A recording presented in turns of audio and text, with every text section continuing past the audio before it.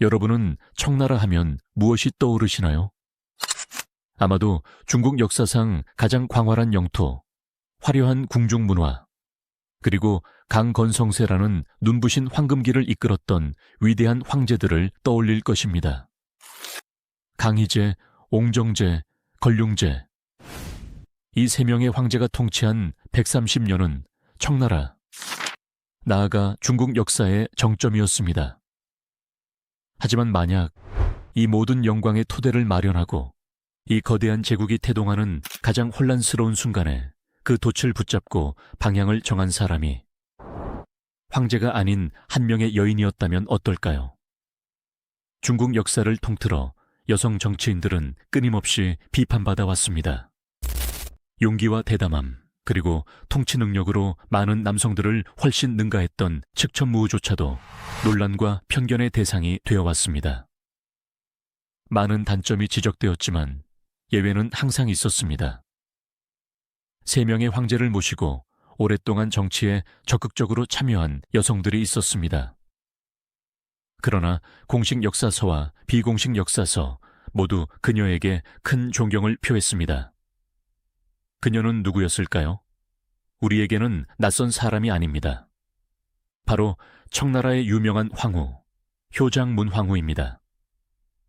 이것은 우리가 알고 있는 화려한 황후의 초상화 뒤에 숨겨진 한 여성의 진짜 얼굴, 그녀의 눈물과 야망, 그리고 지독한 고독에 대한 이야기입니다.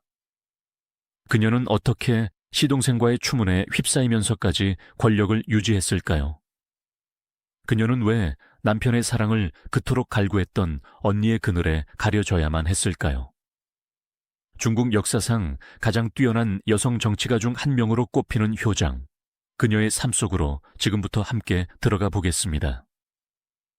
효장이 역사의 무대에 등장한 17세기 초반, 동아시아는 거대한 폭풍 전야였습니다. 중국 본토에서는 300년 가까이 지속된 명나라가 내부의 부패와 농민 반란으로 서서히 무너져 내리고 있었습니다. 그리고 바로 그들의 북쪽 만주 벌판에서는 새로운 힘이 무섭게 타오르고 있었습니다. 바로 누르하치가 세운 후금, 훗날의 청나라입니다. 후금은 강력한 군사 조직인 팔기군을 앞세워 요동 지역을 장악하고 명나라를 위협하고 있었습니다. 하지만 그들에게도 약점은 있었습니다. 그들은 명나라라는 거대한 적을 상대하기 위해 강력한 동맹이 필요했습니다. 그들의 시선은 서쪽 광활한 초원의 몽골로 향했습니다. 당시 몽골은 칭기즈칸의 영광을 잃고 여러 부족으로 분열되어 있었습니다. 그 중에서도 코르친 부족은 후금과 지리적으로 가장 가까웠고 가장 강력한 세력 중 하나였습니다. 후금의 칸들은 이 코르친 부족과의 관계를 굳건히 하기 위해 정략 결혼이라는 가장 확실한 카드를 사용했습니다. 이것은 단순한 혼인이 아니었습니다.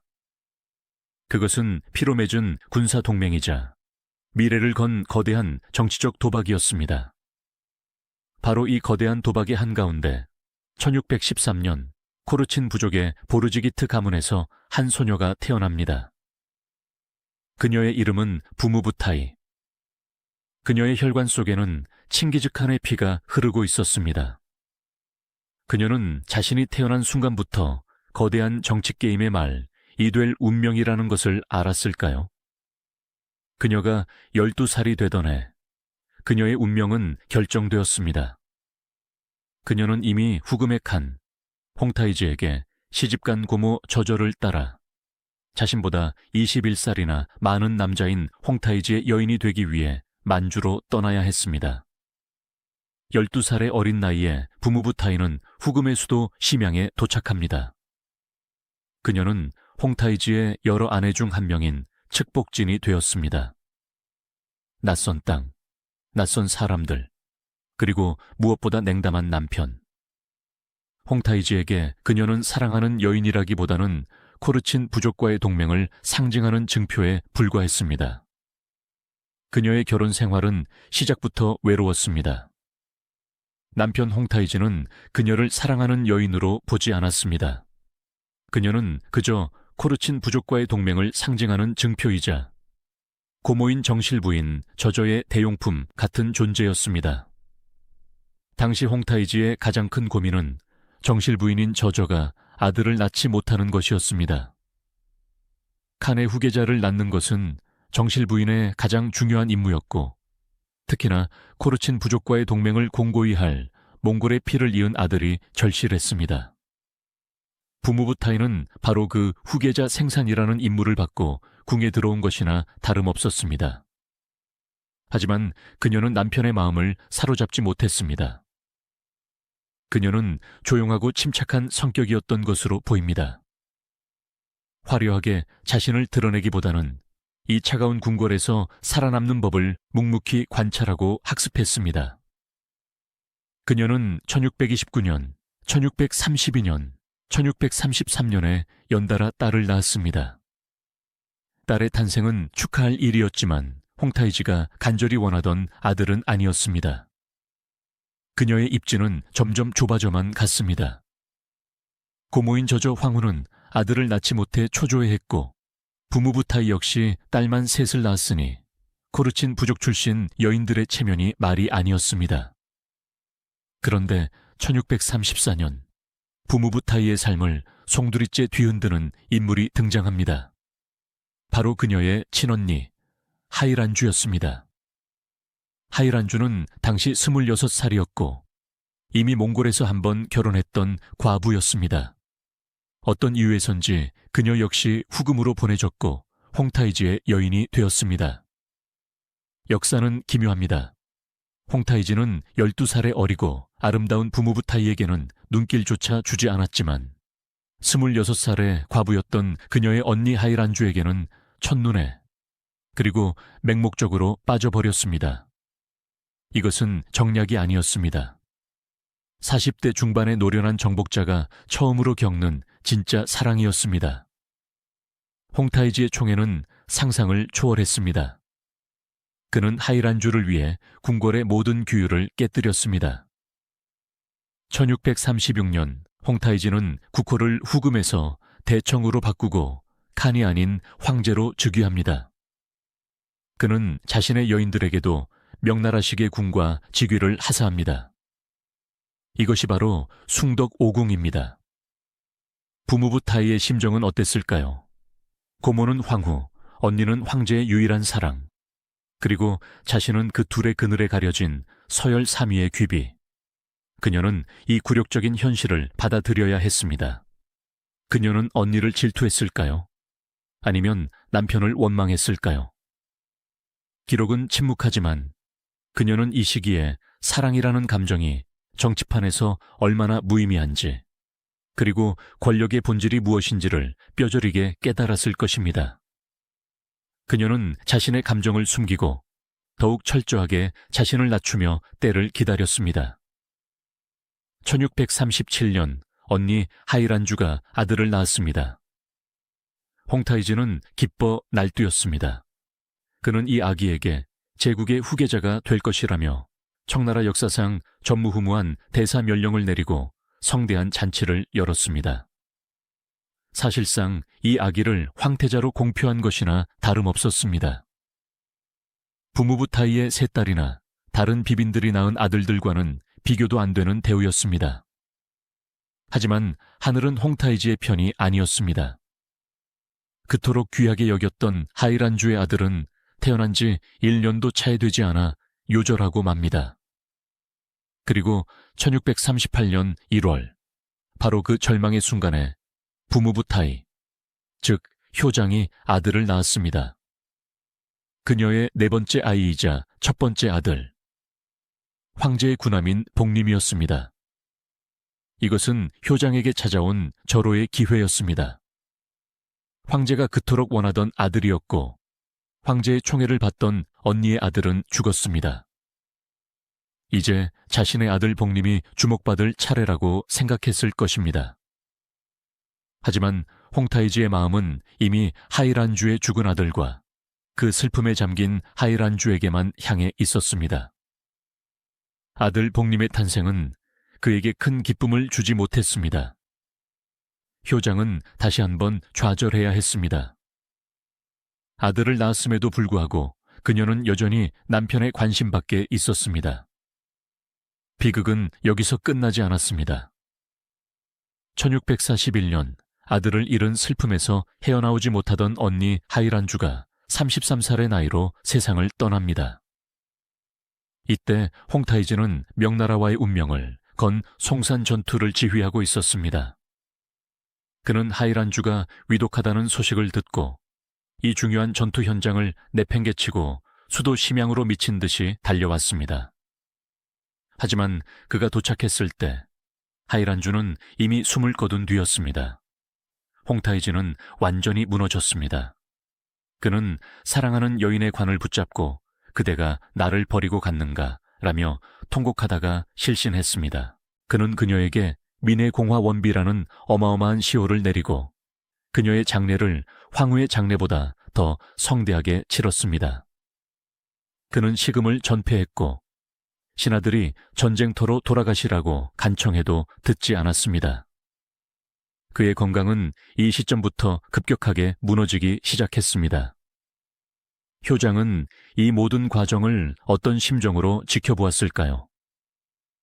자신에게는 단 한 번도 보여주지 않았던 남편의 절절한 사랑이 죽은 언니를 향하는 모습을 말입니다. 그녀는 남편의 슬픔을 위로하면서도 동시에 냉철하게 정세를 파악했을 것입니다. 황제가 무너지고 있었습니다. 그리고 황제에게는 공식적인 후계자가 없었습니다. 하이란주가 죽은 지 2년 뒤인 1643년 9월 21일 밤 51세의 홍타이즈는 아무런 유언도 남기지 못한 채 심양의 궁궐에서 급작스럽게 세상을 떠나고 맙니다. 청나라 제국의 건국 이래 최대의 위기가 닥쳤습니다. 황제는 죽었고 후계자는 없었습니다. 거대한 제국은 순식간에 두 개의 거대한 세력으로 쪼개졌습니다. 한쪽은 홍타이즈의 장남인 호격이었습니다. 그는 용맹한 장군이었고 황제의 아들이라는 정통성을 가졌으며 황제의 친위대 격인 정황기와 양황기의 지지를 받고 있었습니다. 다른 한쪽은 홍타이즈의 이복동생이자 누르하치의 14번째 아들인 도르곤이었습니다. 그는 청나라 최고의 전략가이자 가장 강력한 군사 지도자였습니다. 그의 형 아지거 도도와 함께 정백기와 양백기를 장악하고 있었습니다.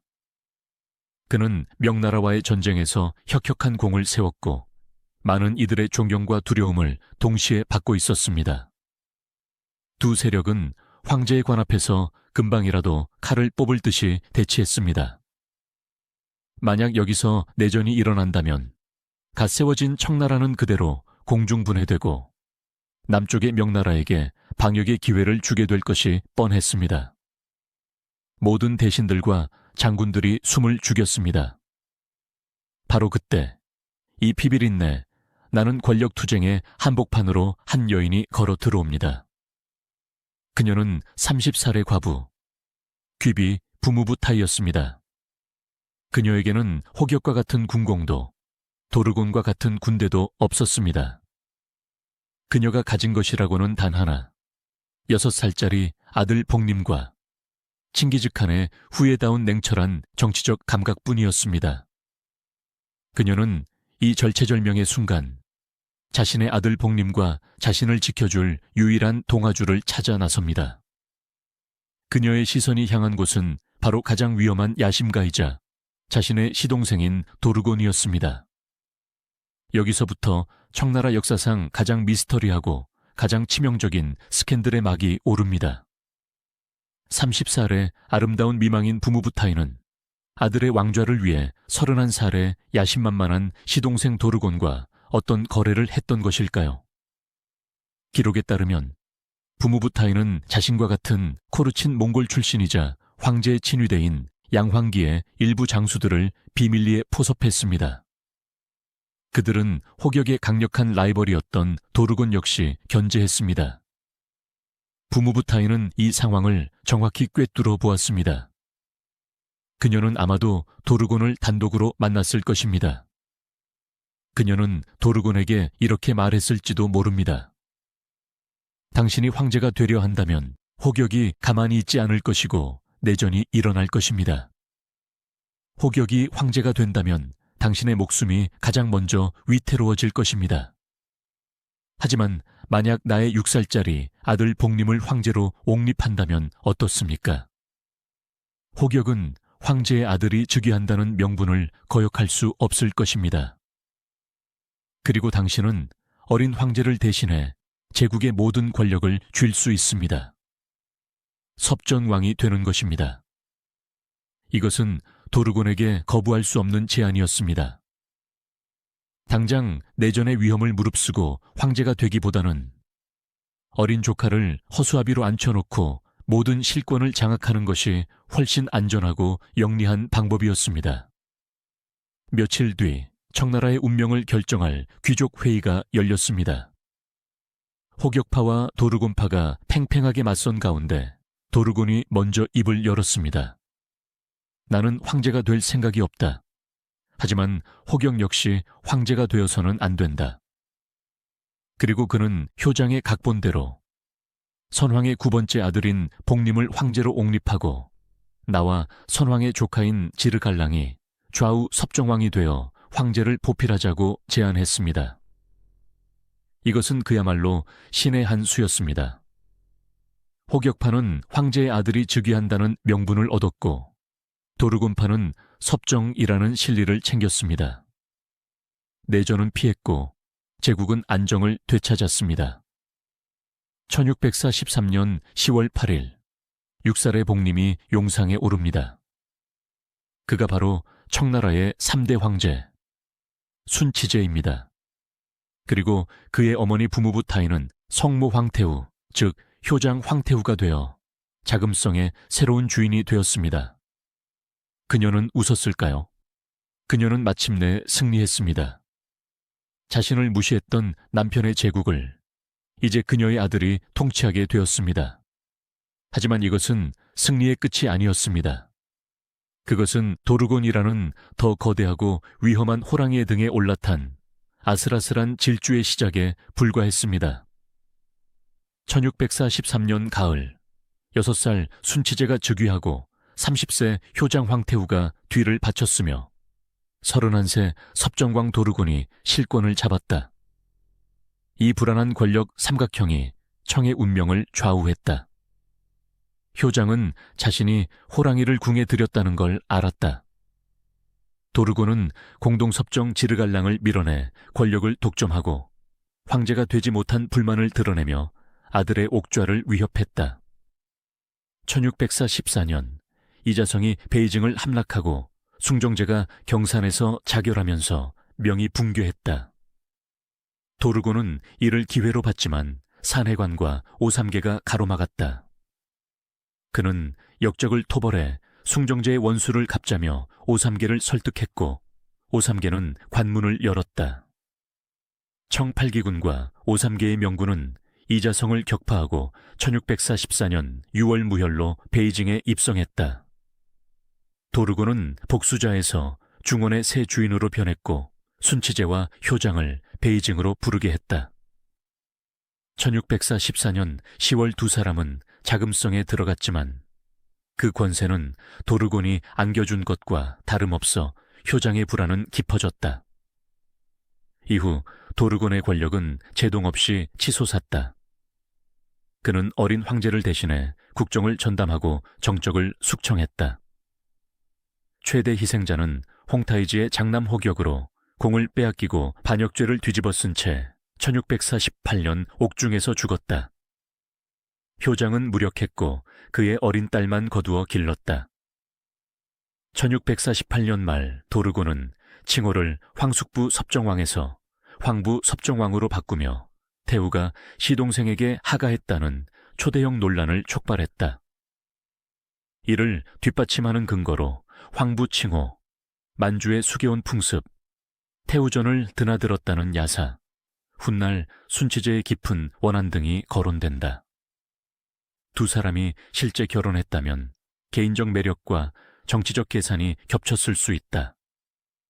그러나 더 개연성 높은 시나리오는 냉혹한 정치적 거래다. 아들의 옥좌가 위태로움을 알던 효장은 도르곤을 달래기 위해 그가 원하는 모든 것, 황부칭호, 심지어 자기 자신을 내주었을지 모른다. 결혼하지 않았더라도 그는 권력으로 칭호를 강요하고 태후궁을 드나들었고, 효장은 음탕한 태후라는 누명과 아들 순치제의 차가운 원망을 버텨야 했다. 어느 쪽이든 그녀는 제국을 위해 여성으로서의 모든 것을 희생했다. 이 위태로운 7년은 세 주역의 심리극이었다. 도르곤은 황룡포와 황제급 수레로 정점의 권세를 누렸고, 순치제는 아버지 행세하는 숙부와 이에 순응하는 어머니를 보며 분노를 끓였다. 효장은 한편으로 도르곤을 안심시키고, 다른 한편으로 아들에게 아직 때가 아니다, 성을 드러내면 끝이라며 눌렀다. 1650년 12월 31일, 38세의 도르곤이 급사했다. 7년간 제국과 십사, 새 순치제 효장 태후를 짓눌렀던 그림자가 거친 순간이었다. 초기 며칠, 순치제는 도르곤에게 황제의 예로 장례를 올리고 시호 성위 황제를 내려 태묘에 안치시켰다. 이는 궁에 남은 잔당을 안심시키려는 모자에 계산된 연기였을지 모른다. 2달 뒤인 1651년 2월, 궁원이 황제로 돌아오자 순치제는 곧바로 시호를 박탈하고 형 아즈거를 영모로 몰아 자결시켰으며 도르곤파를 대대적으로 숙청했다. 그는 도르곤이 섭정 중 황권을 찬탈하려 했다고 규탄하고 묘를 파헤쳐 시신을 형벌하는 부관 참시를 명했다. 이는 단순한 정치 보복이 아니라 권력을 되찾기 위한 상징적 아버지 살해 의식이었다. 효장은 이를 말리지 않고 묵인했다. 도르곤의 상징을 말끔히 파괴해야 세력이 부활하지 못하고 황권이 바로 선다고 본 냉정한 계산, 그리고 7년간의 치욕에 대한 개인적 앙심이 겹쳤을 수 있다. 이로써 권력은 모자에게 돌아왔지만 외부의 위협이 사라지자 내부의 균열, 어머니와 아들, 이 터졌다. 해방감을 얻은 소년 황제는 자신의 방식으로 다스리려 했고, 효장은 이제 자신이 사실상의 섭정이 되어 안정을 도모해야 한다고 보았다. 첫 충돌은 혼인에서 폭발했다. 1651년 효장은 만주 몽골 동맹을 위해 코르친 보르지기트 가문에 자신의 조카를 황후로 삼으려 했으나 순치제는 한족 후궁들에게 더 끌리며 완강히 반발했다. 억지로 성사된 혼인에서 황제는 황후를 외면했고 기록엔 질투와 사치, 궁인 학대가 남았다. 1653년 그는 전례 없이 폐후를 선언했고 효장과 대신들의 반대를 퇴위 협박으로 눌러 강등을 관철했다. 1654년 효장은 다시 조카 손녀격 13세 보르지기트를 황후로 앉혔지만 황제는 철저히 무시했다. 그는 정치가 강요하는 몽골 황후가 아니라 자신이 원하는 자유로운 사랑을 찾고자 했다. 그리고 1656년 19세의 순치제는 동학비를 만나 모든 이성을 잃었다. 유력설에 따르면 그녀는 이미 이복동생 양친왕 박목박과이의 아내였고 황제가 권세로 궁에 들인 뒤 동생은 분노 속에 요절했다. 사실 여부와 무관하게 황제는 그녀에게 모든 것을 걸었다. 동학비는 만주인이 되어서 한문서의 불교에 밝았고 한문 문화를 사랑하며 만주적 의무에 숨막혔던 순치제는 그녀에게서 처음으로 자신을 이해하는 영혼의 동반자를 보았다. 순치제의 사랑은 폭주했습니다. 1656년 8월 동학비가 궁에 들어온 지 불과 한 달 만에 그는 그녀를 현비로 책봉했습니다. 그리고 한 달 뒤 다시 황기비로 초고속 승진시킵니다. 황기비는 황후 바로 아래 모든 후궁 중 가장 높은 자리였습니다. 그는 심지어 이 황기비 책봉식을 위해 황태자를 책봉할 때나 행하는 대사멸령을 전국에 내렸습니다. 이것은 명백히 아무런 존재감 없이 궁에 앉아있는 정식 황후에 대한 모욕이자 그 황후를 안친 어머니 효장에 대한 선전포고였습니다. 나의 진짜 부인은 이 여인이다. 효장 황태후는 이 모든 것을 지켜보며 무슨 생각을 했을까요? 그녀는 절망했을 것입니다. 첫째, 정치적으로 아들이 몽골 동맹을 완전히 무시하고 한낱 후궁에게 빠져 제국의 근간을 흔들고 있었습니다. 둘째, 도덕적으로 자신의 아들이 동생의 아내를 빼앗았다는 폐륜을 저질렀습니다. 셋째, 개인적으로 그녀는 이 끔찍한 장면을 어디선가 본 적이 있었습니다. 바로 자신의 남편 홍타이지가 자신의 언니 하이란주에게 맹목적으로 빠져 모든 것을 내팽개쳤던 그 모습.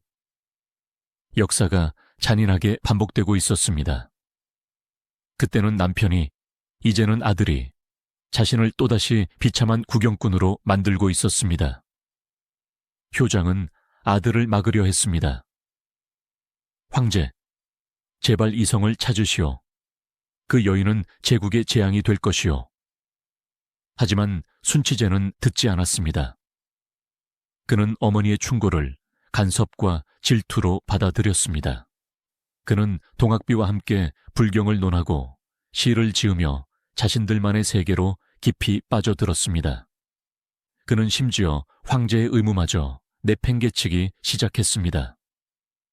그는 조회를 거르기 일쑤였고 모든 시간을 동학비의 처소에서만 보냈습니다. 그는 공개적으로 지문 황제의 자리를 버리고 동학비와 함께 절로 들어가 승려가 되고 싶다는 말을 내뱉기 시작했습니다. 이 말은 효장의 가슴에 비수가 되어 꽂혔습니다. 그녀가 7년간의 굴욕을 견디고 도르곤의 시신을 짓밟으면서까지 지켜낸 이 황제의 자리를 아들은 고작 여자 하나 때문에, 그리고 현실 도피적인 종교 때문에 내던지려 하고 있었습니다. 이것은 효장이 평생을 바쳐 이룬 모든 것에 대한 부정이었습니다. 1657년 11월, 이 비극적인 사랑에 잠시 빛이 드는 듯 했습니다. 동학비가 아들을 낳은 것입니다. 황제의 네 번째 아들이었습니다. 순치제는 이성을 잃을 정도로 기뻐했습니다. 그는 이 아기를 짐의 첫 번째 진정한 아들이라고 불렀습니다. 그는 이 갓난아기를 사실상의 황태자로 선포하고 또다시 대사멸령을 내리려 했습니다. 하지만 운명은 마치 홍타이지와 하이란주의 아들을 데려갔던 것처럼 이 아기 역시 허락하지 않았습니다. 1658년 초, 동학비의 아들은 태어난 지 불과 100일도 채 되지 않아 급사하고 맙니다. 아들의 죽음은 동학비에게 치명타였습니다. 그녀는 극심한 슬픔에 잠겨 시름시름 앓기 시작했습니다. 순치제는 사랑하는 여인을 살리기 위해 온갖 노력을 다했지만 그녀의 병세는 깊어져만 갔습니다. 그리고 1660년 9월, 21살의 젊은 나이로 동학비는 순치제의 품에서 세상을 떠나고 맙니다. 순치제는 완전히 무너졌고 그의 슬픔은 광기로 변했습니다. 그는 동학비를 황후로 추존하고 30여 명의 궁인을 순장시키려 했으며 전국에 애도를 강요했습니다. 마침내 효장이 그토록 두려워했던 마지막 선택을 감행합니다. 순치제는 스스로 머리를 깎고 황궁을 떠나 승려가 되어버렸습니다. 황제가 사라졌습니다. 청나라 제국은 다시 한번 주인을 잃을 절체절명의 위기에 빠졌습니다. 효장 황태후는 이번에도 무너질 수 없었습니다. 그녀는 울부짖는 아들을 찾으러 절로 달려갔습니다. 그녀는 아들의 스승이었던 승려를 붙잡고 황제를 돌려보내지 않으면 너의 모든 제자들을 죽이고 저를 불태워버리겠다고 협박했습니다. 결국 순치제는 승복을 입은 채 어머니의 손에 이끌려 다시 자금성으로 끌려와야 했습니다. 그의 몸은 돌아왔지만 그의 영혼은 이미 동학비를 따라 떠나 있었습니다. 삶의 모든 의미를 잃어버린 황제. 그에게 남은 것은 아무것도 없었습니다. 1661년 1월, 동학비가 죽은 지 불과 4개월 만이었습니다. 그 무렵 베이징에는 무서운 전염병, 천연두가 창궐하고 있었습니다. 사랑을 잃고 영혼이 무너진 23살의 젊은 황제는 이 치명적인 바이러스를 이겨낼 의지가 남아있지 않았습니다. 그는 천연두에 걸린 지 불과 며칠 만에 급격히 병세가 악화되었습니다. 1661년 2월 5일 밤, 자금성의 양심전, 48세의 효장 황태우는 자신의 하나뿐인 아들 순치제의 임종을 지켜보고 있었습니다. 그녀는 무슨 생각을 하고 있었을까요? 7영안의 굴욕을 참아가며 지켜낸 아들. 10년간의 치열한 갈등 속에서 애증을 반복했던 아들. 자신을 원망하며 사랑에 빠져 죽어가는 아들. 그녀의 평생을 건 투자이자 작품이었던 순치제는 결국 실패작으로 끝나고 있었습니다. 순치제는 임종 직전 어머니 효장과 신하들을 불렀습니다. 그는 자신의 셋째 아들을 후계자로 지명한다는 유언을 남깁니다. 그리고 23살의 젊은 나이로 파란만장했던 황제 순치제는 세상을 떠납니다. 그녀는 아들의 유언을 받들었습니다. 황희는 순치제의 셋째 아들 8살의 현엽에게 돌아갔습니다. 왜 하필 현엽이었을까요? 여러 정치적 이유가 있었지만 가장 결정적이고 상징적인 이유는 단 하나였습니다. 8살의 현엽은 이미 그 끔찍한 천연두를 앓고 살아남았던 면역을 가진 아이였습니다. 이 끔찍한 질병으로 아들을 잃은 효장에게 천연두를 이겨낸 이 8살 손자는 제국을 이끌어갈 유일한 희망이자 하늘의 뜻 그 자체였습니다. 1661년 2월 8살의 현엽은 아버지의 상복을 입은 채 용상에 오릅니다. 그가 바로 훗날 60일년간 재위하며 청나라 최고의 황금기 강건성세를 여는 역사상 가장 위대한 황제 중 한 명인 강희제입니다. 효장은 18년 만에 다시 어린 황제의 섭정이 되었습니다. 하지만 48세의 효장은 30세의 효장이 아니었습니다. 그녀는 도르곤이라는 호랑이와 7년간 동침하며 권력의 생리를 뼈저리게 깨달은 노련한 정치가였습니다. 그녀는 아들 순치제의 반항과 광기를 온몸으로 감당해내며 실패한 교육에 교훈을 얻은 상태였습니다. 그녀는 제2의 도르곤이 등장하는 것을 막기 위해 자신의 뼈아픈 실수를 되풀이하지 않기 위해 즉시 정치적 조치를 취합니다. 그녀는 단독 섭정 대신 공동 섭정 시스템을 도입합니다.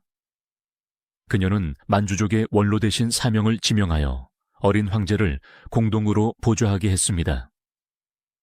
이것은 서로가 서로를 견제하게 하려는 그녀의 천재적인 권력 분산 전략이었습니다. 이 4명의 보정 대신은 소니, 숙사하, 에빌룬, 그리고 오보이였습니다. 소니는 황제의 친위대인 정황기 출신의 최고 원로 대신이었습니다. 숙사하는 한때 도르곤의 측근이었으나 그를 배신하고 순치제에게 붙어 정백기를 이끌던 인물이었습니다.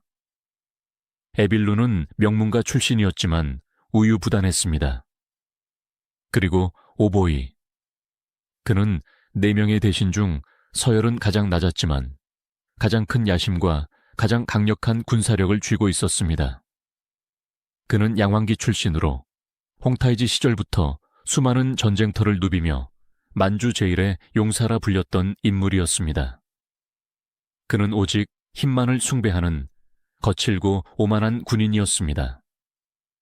효장의 계획은 완벽해 보였습니다. 4개의 다리가 책상을 안정적으로 받치듯 이 4명의 대신이 어린 황제를 보필하며 제국을 이끌어갈 것이라 믿었습니다. 그리고 그녀는 이제 30년 가까이 미뤄왔던 그녀의 진짜 임무를 시작합니다. 그것은 정치가 아니라 교육이었습니다. 그녀는 아들 순치제에게 해주지 못했던, 아니, 아들이 거부했던 모든 것을 이 어린 손자에게 쏟아붓기로 결심합니다. 효장과 어린 강희제의 관계는 중국 역사상 가장 이상적인 황실 교육의 모델로 꼽힙니다. 효장에게 강희제는 실패한 아들의 뒤를 이을 작품이자 자신의 모든 희망을 걸어야 할 마지막 기회였습니다. 그녀는 손자가 아버지 순치제와 같은 실수를 반복하지 않도록 철저하게 황제로 키워냈습니다. 첫째, 그녀는 정체성을 심어주었습니다. 아들 순치제는 만주족의 정체성을 부끄러워하고 한족 문화와 불교에 빠져 제국을 위기에 빠뜨렸습니다. 효장은 강희제에게 너의 뿌리는 만주족이다 라는 것을 매일같이 가르쳤습니다. 그녀는 직접 만주어와 몽골어를 가르쳤고 어린 손자에게 활쏘기와 말타기를 가르치며 만주족 전사의 기상을 잃지 않도록 했습니다. 둘째, 그녀는 학문을 가르쳤습니다. 하지만 순치제가 빠졌던 도피적인 불교나 문학이 아니었습니다. 그녀는 강희제에게 유교 경전을 가르쳤습니다. 황제로서 수억 명의 한족을 다스리기 위한 통치 철학을 배운 것입니다. 강희제는 할머니의 뜻에 따라 혹독할 정도로 학문에 매진했습니다. 그는 새벽에 일어나 밤늦게까지 스승들과 토론했고 훗날 역사상 가장 박식한 황제 중 한 명이 됩니다. 셋째, 그리고 가장 중요하게 그녀는 사랑과 종용을 가르쳤습니다. 효장과 순치제의 관계는 애증과 갈등이었습니다. 하지만 효장과 강희제의 관계는 완벽한 신뢰와 종용이었습니다. 효장은 손자에게 한없이 자애로운 할머니였습니다. 그녀는 매일 손자의 처소를 방문해 그의 건강과 학업을 돌보았습니다. 강희제 역시 그런 할머니를 하늘처럼 따랐습니다. 공식 기록에 따르면 강희제는 황제가 된 이후에도 매일 아침 가장 먼저 태왕태후의 궁을 찾아 문안 인사를 드렸습니다. 그가 궁을 떠나 순행을 갈 때도 매일 사람을 보내 할머니의 안부를 묻고 자신이 잡은 물고기나 사냥감을 가장 먼저 할머니에게 진상했다고 합니다. 훗날 효장이 병에 걸리자 강희제는 하늘에 제사를 지내며 눈물로 기도했습니다. 제발 저의 수명을 10년, 20년이라도 깎아서 할머니의 수명을 늘려주시옵소서. 효장 황태우는 자신을 평생 무시했던 남편 홍타이지에게서도 자신을 원망했던 아들 순치제에게서도 결코 받아보지 못했던 그 순수하고 절대적인 사랑과 존경을 비로소 이 어린 손자에게서 받게 된 것입니다. 그녀의 70년 가까운 고독한 삶이 마침내 보상받는 순간이었습니다. 하지만 효장이 손자의 교육에 몰두하고 있던 사이 그녀가 설계했던 4인 공동 섭정이라는 완벽한 시스템에 균열이 가기 시작했습니다. 그녀가 간과했던 단 한 사람의 야심, 바로 오보이 때문이었습니다. 효장의 계획은 4명의 대신이 서로 견제하는 것이었습니다. 하지만 1667년 4명의 대신 중 최고 어른이었던 소니가 늙어 죽자 이 균형은 급격하게 무너졌습니다. 만주 제1의 용사였던 오보이는 거칠 것이 없었습니다. 그는 에빌룬을 위협하여 자신의 꼭두각시로 만들었고 유일하게 자신에게 맞서던 숙사하를 제거할 계획을 씁니다. 숙사하는 원래 도르곤의 편이었다가 배신하고 순치제에게 붙었던 인물입니다. 오보이는 이것을 빌미로 숙사하가 선왕을 배신했던 역적이라며 그에게 24가지의 대죄를 뒤집어씌워 사형을 시켜야 한다고 주장했습니다. 이때 강희제는 14살이었습니다. 14살의 소년 황제 강희제는 이것이 오보이의 정적 제거용 모함이라는 것을 알았습니다. 그는 숙사하는 죄가 없다. 사형은 안 된다고 단호하게 반대했습니다. 그러자 오보이는 황제가 보는 앞에서 문자 그대로 눈을 부라리며 소리쳤습니다. 황제 폐하, 이 자는 죽어 마땅한 역적입니다. 폐하께서는 어찌 역적을 두둔하십니까? 그는 심지어 황제 앞에서 주먹을 휘두르며 언성을 높였습니다. 어린 황제는 이 거대한 장군의 위세에 눌려 결국 숙사하의 사형을 윤허할 수밖에 없었습니다. 숙사하는 온 가족과 함께 처형당했습니다. 14살의 강희제는 자신의 어전에서 자신의 신하가 자신의 뜻을 거스르고 자신의 또 다른 신하를 죽이는 것을 무력하게 지켜보아야 했습니다. 이것은 18년 전 자신의 아버지 순치제가 겪었던 도르곤의 악몽이 그대로 재현된 것이었습니다. 오보이는 이제 제2의 도르곤이 되었습니다. 그는 황제를 어린애 취급하며 모든 권력을 독점했습니다. 그는 황제의 허락도 없이 사람을 죽이고 자신의 세력을 궁궐 요직에 심었습니다. 그는 심지어 황제가 입는 것과 똑같은 황룡포를 만들어 입고 다녔습니다. 역사는 잔인하게도 반복되고 있었습니다. 효장은 아들을 지키기 위해 시동생에게 굴복해야 했고 이제 그녀의 손자는 만주 제일의 용사에게 굴복하고 있었습니다. 강희제는 치욕과 분노에 떨었습니다. 그는 이 모든 상황을 단 한 사람에게, 자신이 유일하게 믿는 단 한 사람에게 털어놓았습니다. 바로 그의 할머니 효장 태황태후였습니다. 할마마마, 오보이가 저를 능멸하고 조정을 장악했습니다. 저자는 제2의 도르곤입니다. 당장 저자를 처단해야 합니다.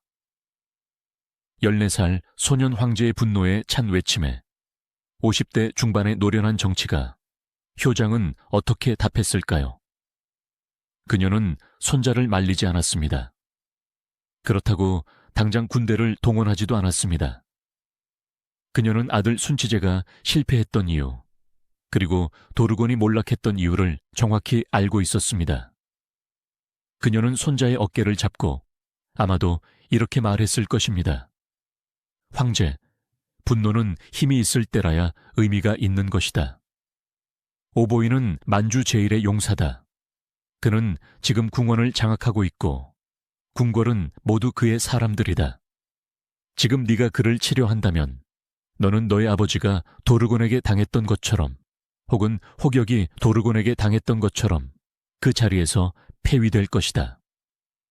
하지만 할마마마, 그럼 언제까지 이 치욕을 참아야 합니까?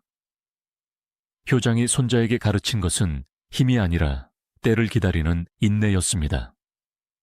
이것은 그녀가 도르곤 치하 7년을 버티며 배운 생존 철학이었습니다. 오보이는 용맹하지만 오만하다. 그것이 그의 가장 큰 약점이다. 황제, 너는 아직 어리다. 너의 어린 나이가 너의 가장 큰 무기다. 그가 너를 어린애로 보게 만들어라. 그가 너를 무시하고 방심하게 만들어라. 그가 오만함의 정점에 올라 하늘 무서운 줄 모르게 될 때까지 기다려라. 그리고 그동안 너는 물밑에서 조용히 너만의 칼을 준비하는 것이다. 아무도 모르게. 14살의 강희제는 할머니의 이 비밀 수업을 완벽하게 이해했습니다. 그는 그날부터 완전히 다른 사람이 되었습니다. 그는 오보이와의 모든 정치적 논쟁을 중단했습니다. 오보이가 무엇을 요구하든 경의 뜻대로 하시오라며 순순히 도장을 찍어주었습니다. 그는 마치 정치에 완전히 흥미를 잃은 소년처럼 보였습니다. 대신 강희제는 궁궐에서 놀이에 빠지기 시작했습니다. 그는 자신과 나이가 비슷한 10대 후반의 건장한 만주, 귀족 자제들을 불러 모았습니다. 그리고 매일 그들과 함께 궁궐 마당에서 북후, 즉 만주식 씨름을 하며 시간을 보냈습니다. 하하하, 넘어뜨려라. 힘을 더 내. 황제는 마치 철부지 소년처럼 씨름 놀이에만 빠져 있었습니다. 오보이는 이 광경을 보고 안심했습니다. 그는 황제는 아직 어리군. 정치는 모르고 저런 놀이에나 빠져 있으니 제국은 당분간 내가 맡아도 되겠어 라며 비웃었습니다. 그는 황제가 자신을 위협할 것이라는 생각을 완전히 접고 자신의 권력을 누리는 데만 집중했습니다. 오보이는 몰랐습니다. 강희제가 매일 씨름을 했던 그 10대 소년들은 단순한 놀이 상대가 아니었습니다. 그들은 강희제가 직접 선발한 황제에게 목숨을 바칠 수 있는 최정의 친위대였습니다. 강희제는 놀이를 가장한 군사훈련을 매일 하고 있었던 것입니다. 그들은 매일 합을 맞추며 만주 제1의 용사 오보이를 넘어뜨릴 그 단 하루를 준비하고 있었습니다. 이 모든 각본의 배후에는 잔영궁의 할머니 효장 태왕태후가 있었습니다. 1669년 5월, 강희제는 16살이 되었습니다. 할머니가 말했던 때가 왔습니다. 강희제는 오보이에게 상의할 일이 있으니 입궁하라는 명을 내렸습니다. 오보이는 아무런 의심 없이 평소처럼 거만한 태도로 황제의 처소로 걸어 들어왔습니다. 그가 방에 들어서는 순간 황제 폐하, 무슨 일이? 라고 말하기도 전에 사방에서 10여 명의 소년들이 달려들었습니다. 바로 강희제의 씨름 부대였습니다. 오보이는 만주 제1의 용사였습니다. 그는 맨손으로 호랑이도 때려잡았다는 전설의 인물이었습니다.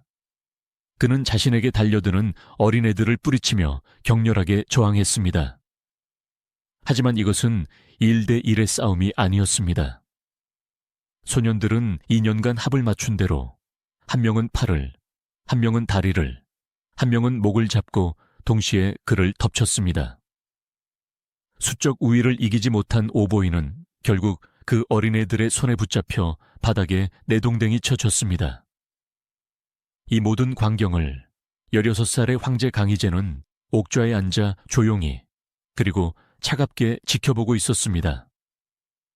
강희제는 즉시 오보이의 궁원을 박탈하고 그를 옥에 가두라고 명했습니다.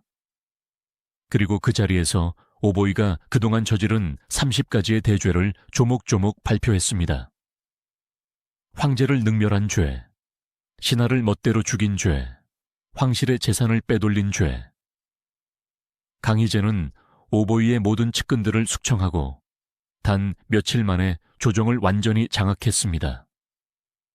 16살의 소년 황제는 할머니의 가르침대로 피 한 방울 흘리지 않고 제2의 도르곤을 완벽하게 제거해낸 것입니다. 이로써 아버지 순치제가 즉위한 1643년부터 26년간 이어졌던 기나긴 섭정시대가 막을 내렸습니다. 1669년 강희제는 비로소 친정을 선포하고 제국의 진정한 주인이 되었습니다. 효장 태왕태후는 이 모든 소식을 잔영궁에서 보고받았습니다.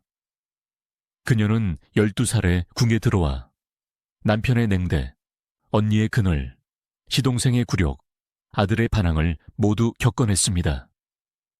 그리고 마침내 56세의 나이에 그녀가 평생을 바쳐 키워낸 걸작, 손자 강희제가 진정한 황제로 우뚝 서는 것을 보았습니다.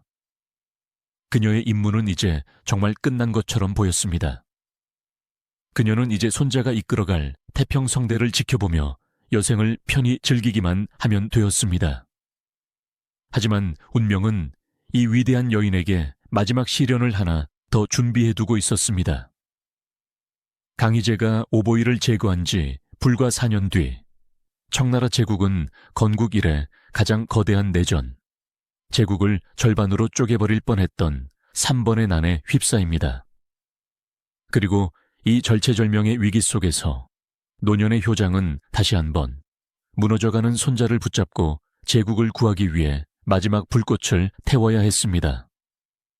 1669년 16살의 강희제는 자신의 할머니, 효장 태왕태후의 치밀한 각본과 자신의 대담한 용기로 제2의 도르곤이라 불리던 거물 오보이를 완벽하게 제거했습니다.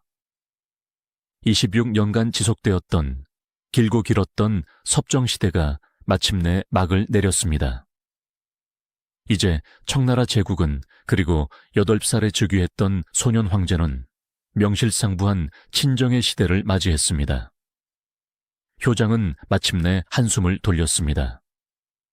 그녀가 12살에 이 낯선 땅에 시집온 이래 거의 40년 만에 처음으로 정치적 위협이 사라진 순간이었습니다. 이제 그녀의 역할은 섭정이 아닌 진정한 국모이자 황제의 스승으로 남는 것이었습니다. 그녀는 자금성에 가장 깊숙하고 평화로운 궁전인 잔영궁에 머물며 손자 강희제가 성군의 길을 걷는 것을 조용히 그리고 흐뭇하게 지켜보았습니다. 강희제는 할머니의 기대를 저버리지 않았습니다. 그는 역사상 가장 성실한 공부벌레 황제였습니다. 그는 할머니가 짜준 교육 커리큘럼에 따라 새벽 5시에 일어나 밤 12시가 넘도록 공부했습니다. 만주어, 몽골어, 한어는 물론 유교 경전, 역사, 수학, 천문학까지 섭렵했습니다. 그는 오보이 같은 무신이 아닌 문과 무를 겸비한 완벽한 군주로 성장하고 있었습니다. 모든 것이 평화로워 보였습니다. 하지만 이 거대한 제국에는 효장이 도르곤, 순치제, 오보이와 싸우는 동안 수십 년간 방치되어 썩어가던 거대한 종양이 자라고 있었습니다. 그것은 바로 3번, 즉 3명의 번왕이었습니다.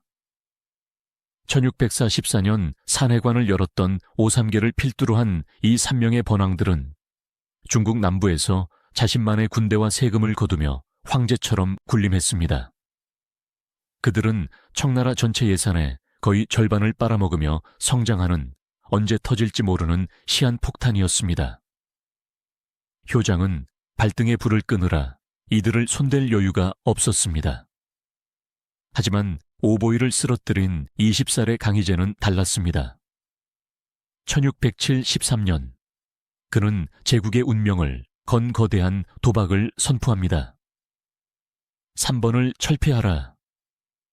노련한 대신들은 제국이 내전에 휩싸일 것이라며 격렬히 반대했지만 강희제는 단호했습니다.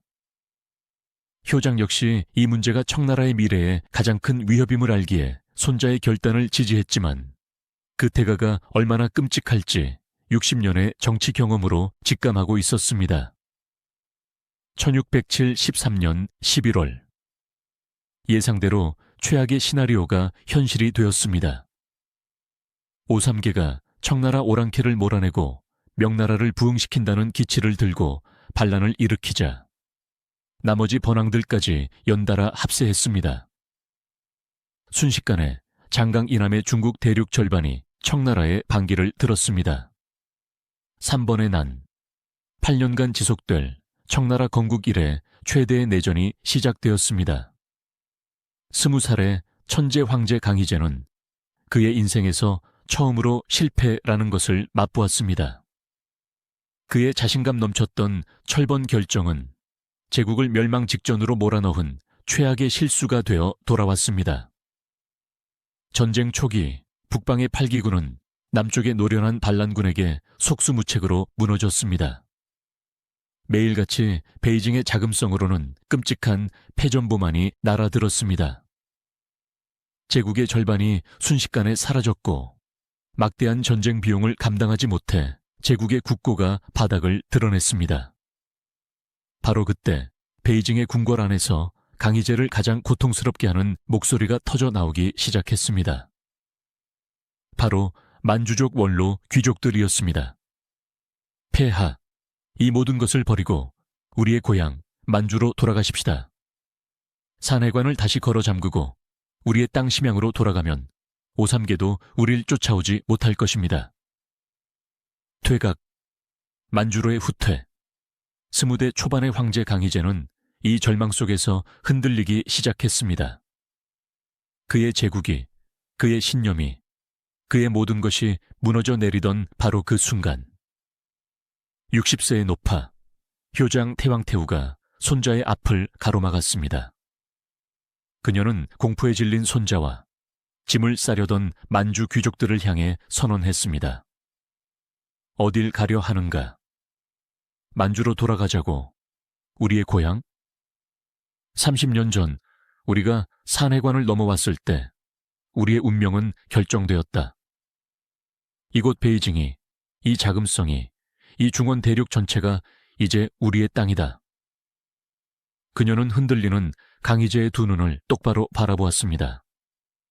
황제, 너는 12살에 초원을 떠나온 이 할미가 30살에 남편을 잃고 31살에 시동생의 황부 소리를 들어가며 7년간의 치욕을 견딘 것이 고작 오삼계가 무서워 도망치기 위해서였다고 생각하느냐? 이 제국은 너의 할아버지의 피와 너의 할미의 눈물로 세워진 것이다. 너는 만주의 칸이 아니라 중국의 황제다. 황제는 도망치는 자리가 아니다. 황제는 죽더라도 옥좌에서 죽는 자리다. 단 한 걸음도 물러설 수 없다. 여기서 싸우다. 여기서 죽는다. 60세 노파의 이 사자우는 자금성을 뒤덮고 있던 패배주의와 공포를 단숨에 잠재웠습니다. 만주로 돌아가자는 말은 2번 다시 나오지 않았습니다. 효장은 무너져가던 손자의 정신을 붙잡아 세웠습니다. 바로 그때 효장은 그녀의 인생에서 마지막 희생을 결심합니다. 그녀는 자신이 60년간 머물렀던 잔영궁의 문을 활짝 열었습니다. 그리고 궁궐의 재무대신들을 불렀습니다. 효장은 자신이 평생 모은 모든 사유재산을 단 한 푼도 남기지 않고 손자의 전쟁을 위해 전부 기부했습니다. 이것들을 팔아 전쟁터의 병사들에게 줄 군자금을 마련하라. 지금은 황제의 할미가 아니라 굶주린 병사의 어미가 되어야 할 때다. 이것은 단순한 기부가 아니었습니다. 이것은 제국의 어른이 보여준 가장 강력한 솔선수범이었습니다. 태왕태후께서 전 재산을 내놓으셨는데 감히 누가 재산을 숨기고 도망갈 생각을 하겠습니까?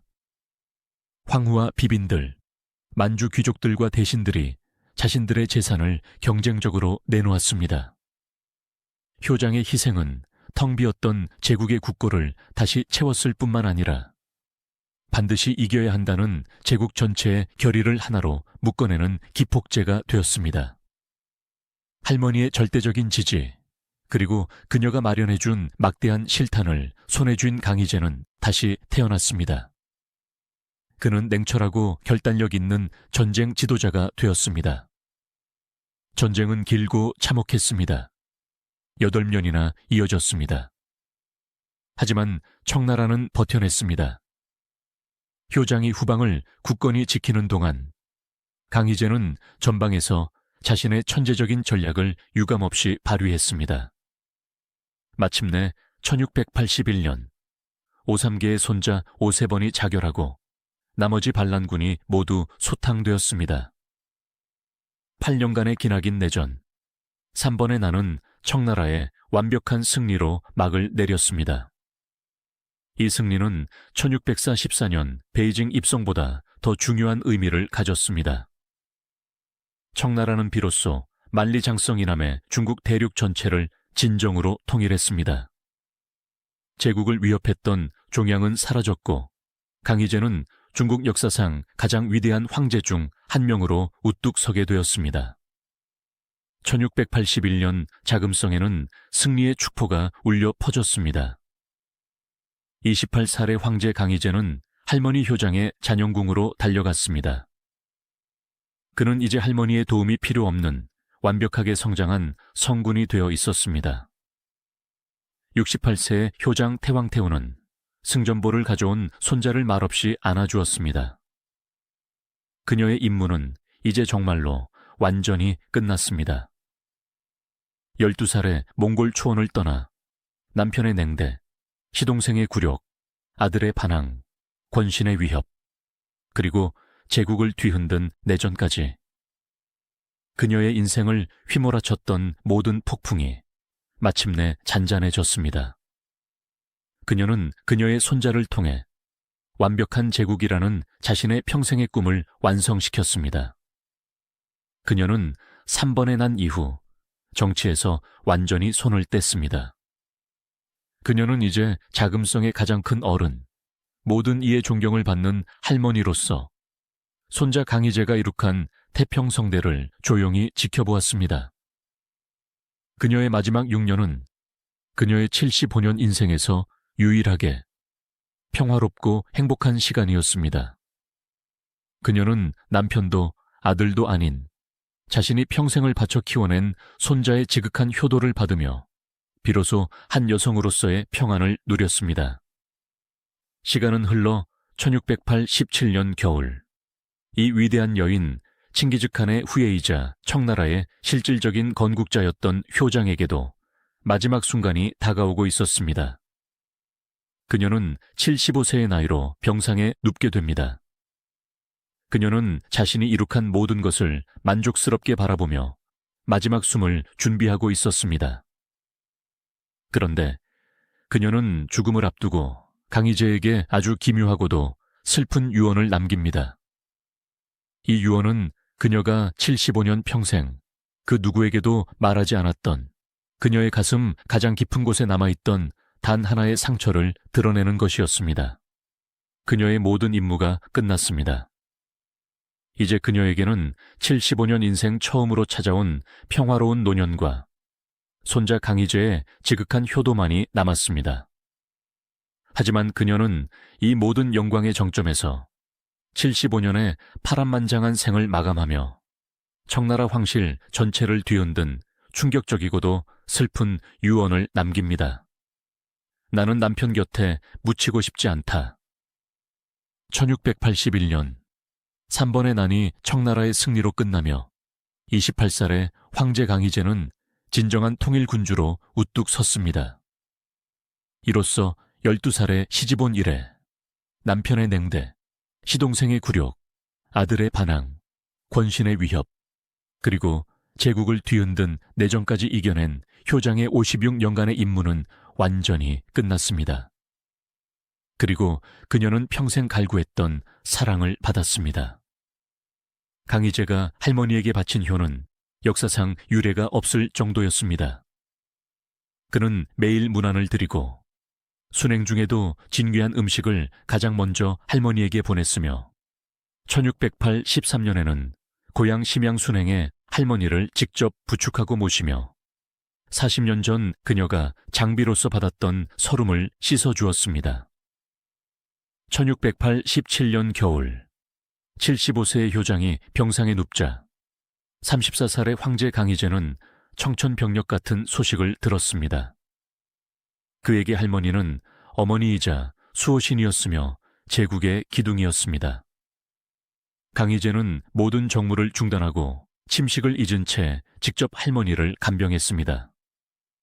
병세가 차도가 없자 그는 한겨울에 맨발로 천단을 찾아가 하늘에 울부짖었습니다. 황제가 자신의 목숨을 걸고 기도했지만 하늘은 응답하지 않았습니다. 강희제는 절망 속에서 병상으로 돌아왔습니다. 75세의 효장은 울고 있는 손자에게 평생의 냉철함으로 충격적인 마지막 유언을 남겼습니다. 황후가 황제 곁에 묻히는 것을 거부한 것입니다. 효장은 표면적으로 백성에게 폐가 될 것이며 아비와 너를 차마 떠나지 못하겠다는 이유를 들었습니다. 1688년 1월 27일 성모 태왕태후 효장문 황후는 75년의 생을 마감했습니다. 할머니가 세상을 떠나자 강희제는 이성을 잃을 정도로 슬퍼했지만 곧 할머니의 유언이라는 거대한 정치적 딜레마에 빠졌습니다.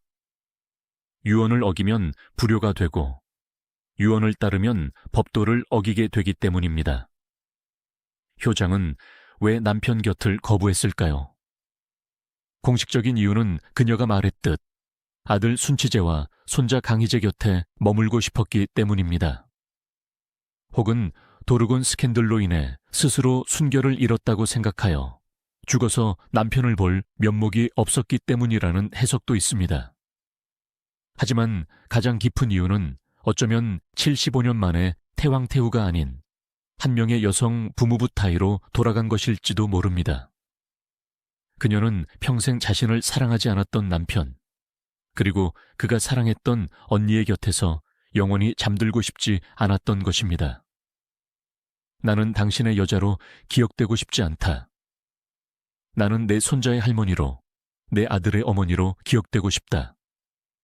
나는 죽어서도 그 남자 곁에 가고 싶지 않다. 이것은 그녀가 남편에게 보낸 45년 만에 이혼 선언이자 한 여성으로서의 존엄을 되찾는 마지막 외침이었습니다.